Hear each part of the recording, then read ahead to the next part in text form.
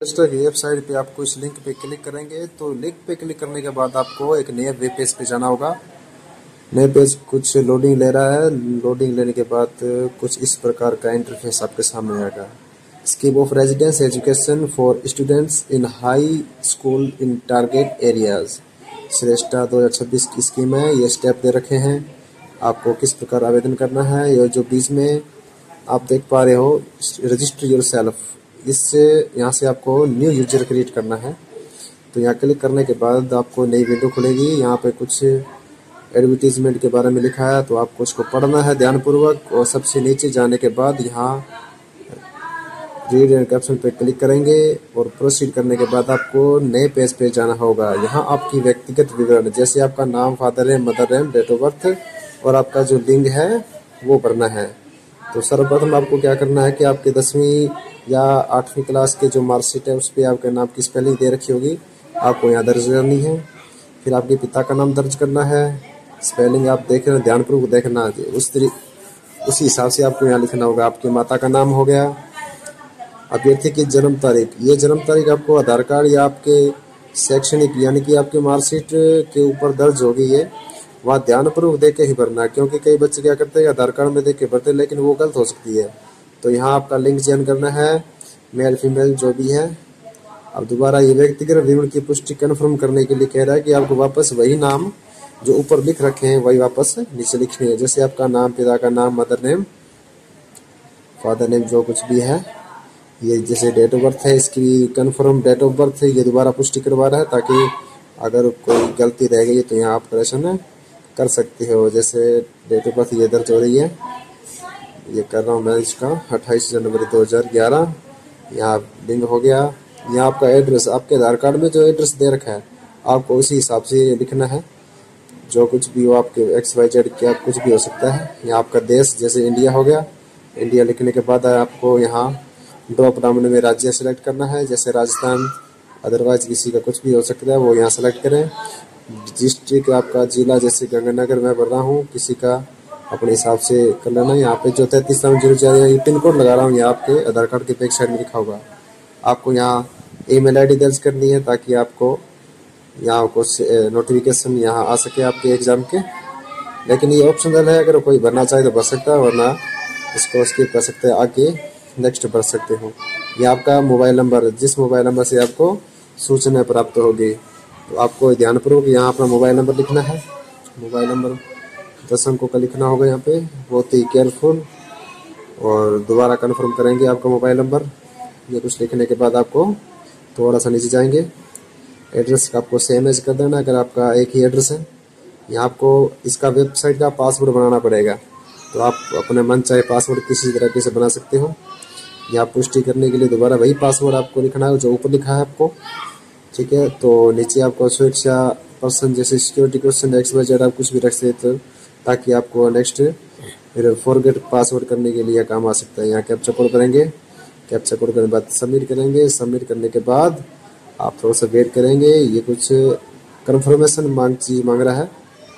ये जो आपने कुछ चीज़ भर रखी है, आपने नाम, डेट ऑफ बर्थ वगैरह, आपका पिता का नाम, माता का नाम, date of birth, gender, address, mobile number, XYZ जो भी यानी कि आपने चीज़ भरी है यहाँ पे आपको उसको ध्यान से देखना है, क्योंकि सबमिट होने के बाद ये दोबारा चेंज नहीं होंगे। तो आपको ये करने के बाद यहाँ पे आपको my name, gender, father name, address, email ID, date of birth सबको टिक कर लेना है ताकि ये जांच हो जाए कि ये सब सही है। तो आप एडिट करना चाहते एडिट कर सकते हो, नहीं तो सबमिट करके आप वेरिफिकेशन दे सकते हो। आपको यस पे क्लिक करना है। यस पे क्लिक करने के बाद यहाँ आपके जो मोबाइल नंबर दर्ज किया है वहाँ आपको OTP आएगा। OTP आपको यहाँ दर्ज करना है। दर्ज करने के बाद आपका जो रजिस्ट्रेशन का जो प्रक्रिया है वो एकदम पूरी हो जाएगी। तो यहाँ OTP लगाने के बाद आपके पास कुछ इस प्रकार का इंटरफेस आपके पास खुल जाएगा। आपका नाम जो आपने भर रखा है वो यहाँ प्रविष्ट होगा। आपका पिता का नाम, माता का नाम, जेंडर, आपकी कैटेगरी सब कुछ यहाँ शो करेगा। ये कन्फर्मेशन के लिए कि आपने क्या भरा वहाँ पे। अगर कुछ करेक्शन है तो आप दोबारा इसको कर सकते हो। और आय आपको यहाँ 2.5 लाख से कम रखनी है। यहाँ आप कैप्चा कोड भरेंगे। कैप्चा कोड भरने के बाद सेव एज नेक्स्ट करेंगे। सेव एज नेक्स्ट करने के बाद आपके पास नई विंडो आएगी आधार कार्ड की। यहाँ पे आपको आधार कार्ड, क्योंकि मैंने पहले से यहाँ इसको फिलअप कर रखा है तो आपको आपके पास कुछ खुलेगा कि आपको आधार नंबर लिखना है। तो यहाँ अप्लाइड फॉर, आपको किस कक्षा के लिए अप्लाई करना है। अगर 9वीं कक्षा के लिए तो 8वीं में पढ़ना होना ज़रूरी है। अगर 11वीं के लिए अप्लाई करें तो 10वीं में पढ़ता होना चाहिए या फिर अपीयरिंग होना चाहिए, सॉरी पास होना चाहिए। तो ये कुछ डिटेल भर रखी है, ये सेंटर भर सकते हैं आप।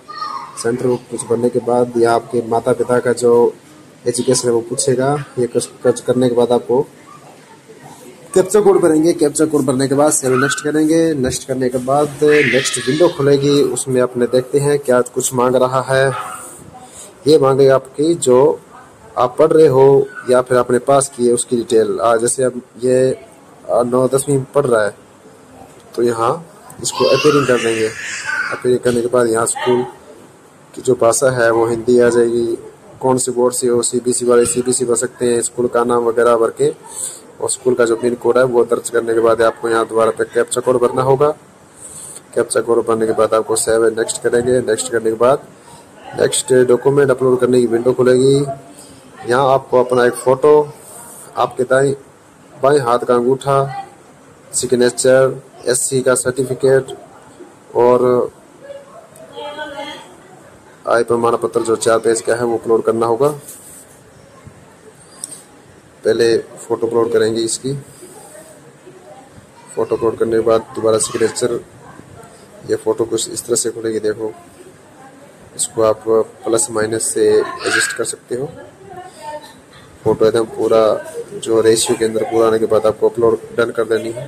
तो यहाँ एक्शन अपलोड में जाके अपलोड करनी होगी।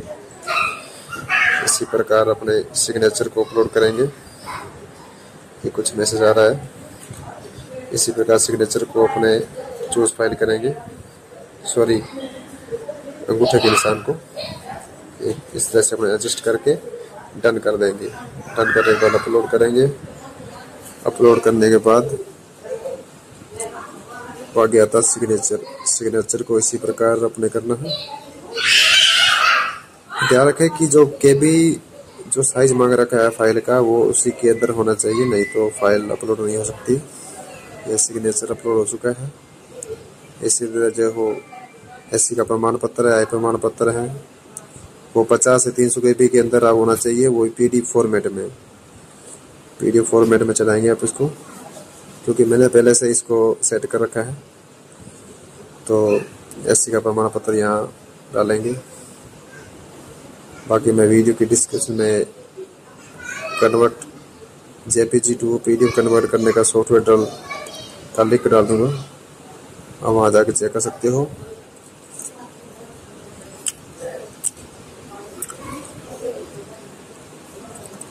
एससी का प्रमाण पत्र अपलोड होने के बाद आपको क्या करना है, डॉक्यूमेंट आपको ओरिजिनल डॉक्यूमेंट ही स्कैन करने हैं ताकि कल को कोई दिक्कत ना आए और स्पष्ट रूप से दिखने चाहिए। जाति प्रमाण पत्र अपलोड होने के बाद नेक्स्ट आएगा आय प्रमाण पत्र।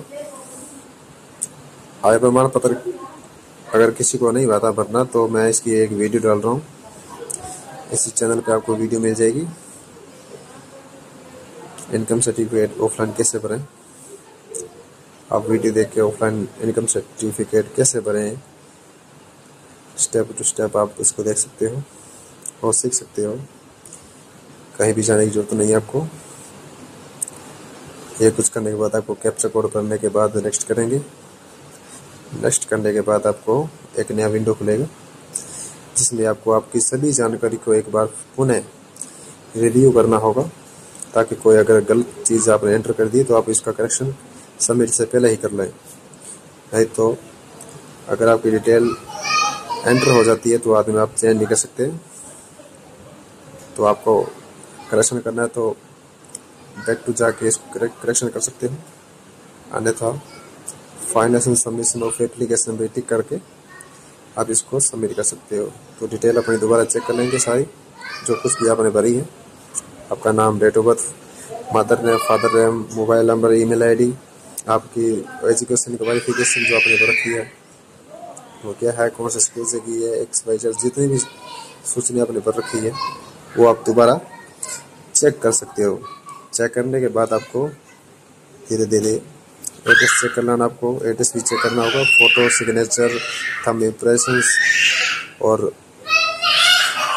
जो भी डॉक्यूमेंट आपने चलाए वो स्पष्ट रूप से दिखाई दे रहे हैं या नहीं दे रहे हैं, वो आप ध्यान से चेक कर लें। ये एसई का प्रमाण पत्र जो अपलोड किया था अपने वो दिखा रहा है, ये जो आय प्रमाण पत्र है वो भी दिखा रहा है। इसमें देख लें कि सभी पेज इसके अंदर इंक्लूड है या नहीं। ये सब कुछ कन्फर्म होने के बाद ही आपको फॉर्म को अपलोड करना होगा। ये जो आपको पार्टिकुलर्स है इसको आप दोबारा चेक करेंगे कि आपकी जो डिटेल आपने सब चेक कर ली है, आपका नाम, आपका father name, mother name, education, qualification detail, date of birth, gender, category, सब आपको चेक करने के बाद आपको एग्री करने के बाद एग्री करना होगा। एग्री करने के बाद आपको क्या है कि इसको सबमिट कर देना है। जैसे मैं सबमिट कर रहा हूँ, सबमिट करेंगे अपन इसको। सबमिट करने के बाद आपको क्या करना है, आपको कंप्लीट एक बार पुनः आपको इस तरह से कुछ इंटरफेस खुलेगा। आपको अपना जो एप्लीकेशन फॉर्म है वो कंप्लीट करना होगा। आपको दोबारा यहाँ क्लिक करना हो और फाइनल सबमिट यहाँ से करेंगे। ये करने के बाद आपका जो फॉर्म है वो भरा जाएगा। आपको दोबारा भी देखना, आप देख सकते हो कि डिटेल में कोई अगर कोई दिक्कत है तो आप इस दोबारा चेक करके करेक्शन कर सकते हो, नहीं तो सबमिट कर सकते हो। तो ये डिटेल मैं सारी चेक कर ली है, मैंने कैटेगरी वगैरह मैंने सब चेक कर लिया। यहाँ अपना एग्री करके फाइनल सबमिट कर देंगे। फाइनल सबमिट करने के बाद अपने पास अपने फॉर्म पर एक प्रिंट आउट आपको दिखेगा। चलो, ये डाउनलोड कंफर्मेशन पेज है, आपको यहाँ क्लिक करना होगा। इस पे आप अपने फॉर्म का जो PDF है वो देख सकेंगे। इस फॉर्म का प्रिंट आउट लेके अपने पास सेफ रखेंगे ताकि भविष्य में कोई भी जानकारी लेना हो तो इस एप्लीकेशन नंबर से वो मिल सके।